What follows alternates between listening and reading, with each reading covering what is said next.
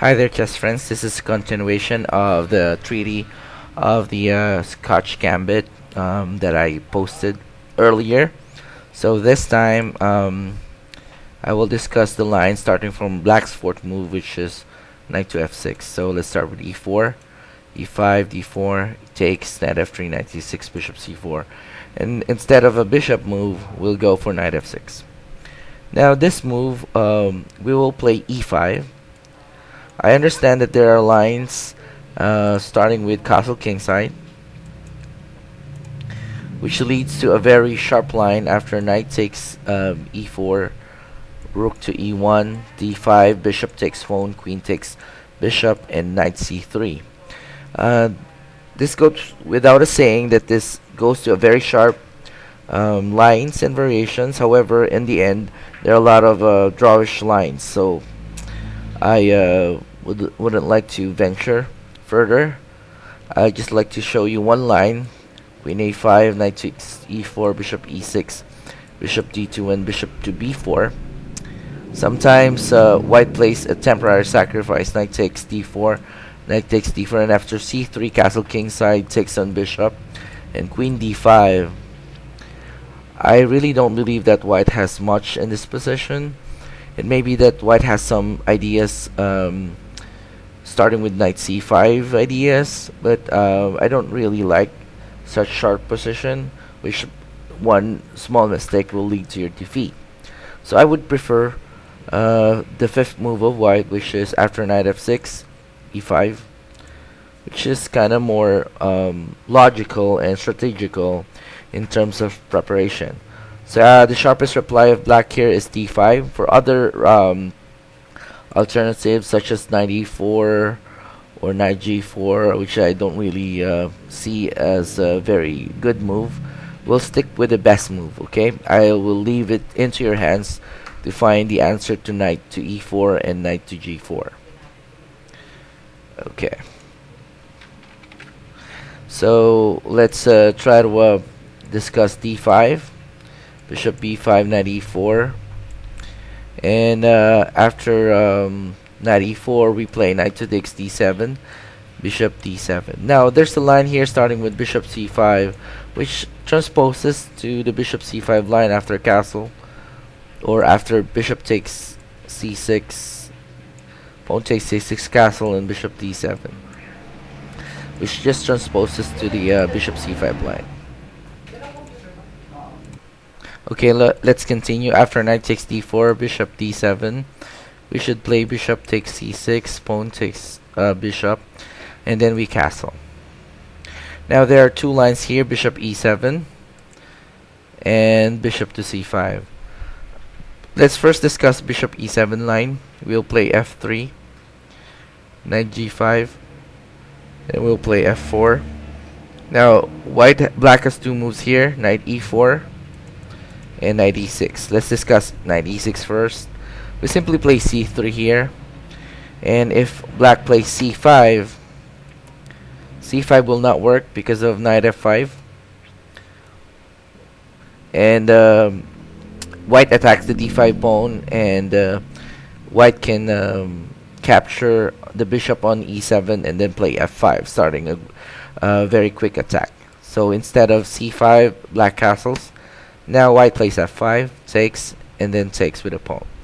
And white will simply prepare his pieces for a kingside assault, maybe with the ideas of f6 or e6 in mind. Okay, so this position favors white. So instead of knight e6, after f4, black should go knight e4. And after knight e4, black has plans of pushing the pawns to c5 and d4. In order to prevent this, white needs to play knight to c3. And then after capturing a castle, here if black insists on c5, we simply play knight b3, knight e2, because black will play bishop to b5. So instead, we'll play knight to b3, enticing c4. And if black plays bishop to b5 here, white will simply play rook to f2. So we don't have a problem with that. So after c4, knight d4, c5, then only then knight to e2, knight to e2 because there's no bishop to b5 pin. So after let's say bishop to c6, I'm sorry, after castle, now instead of c5, black castles, bishop e3, c5, and knight b3.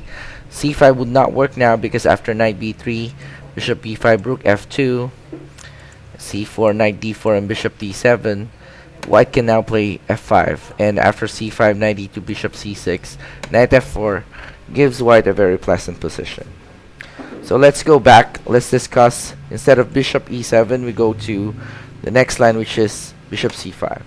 Bishop c5 is considered the strongest reply of black.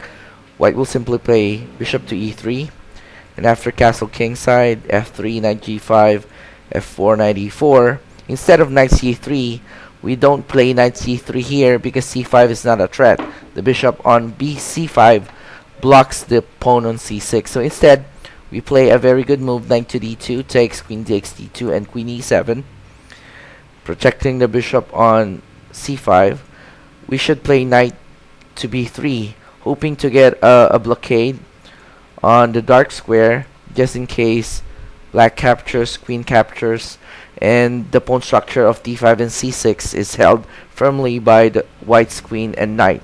And black's play is a blockade on the dark squares, which makes it very hard for black to find a plan.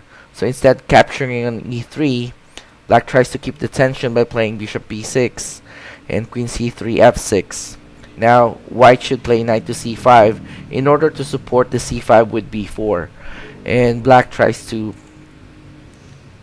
capture on e5 and play to rook to e8, threatening to capture the isolated pawn on e5.